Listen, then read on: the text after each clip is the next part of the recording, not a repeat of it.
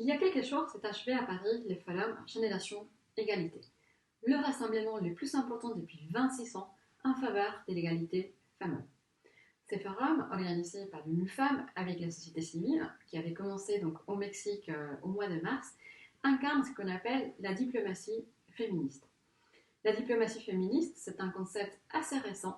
C'est la Suède qui a commencé à l'utiliser en 2014 et la France l'a adopté en 2018 pour traduire donc au niveau international l'engagement du président de la République de faire de l'égalité femmes-hommes la grande cause du quinquennat.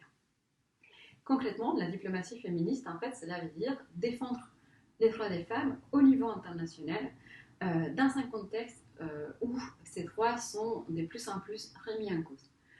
Les défendre comment? Donc les défendre par des mots, les défendre avec un discours clair et fort, un plaidoyer renforcé, mais aussi et surtout les défendre avec des actes. Par exemple, en faisant en sorte qu'il y ait de plus en plus de femmes accèdent à des postes à responsabilité au sein même du ministère, en finançant et en mettant en place des projets pour améliorer les droits des femmes un peu partout dans le monde, et aussi, par exemple, en conditionnant l'aide publique au développement au respect de certains engagements en termes d'égalité femmes-hommes. Alors, ce forum a été une réussite. Ce forum nous a permis de faire des progrès. On a embarqué des nouveaux pays qui ont pris des engagements forts.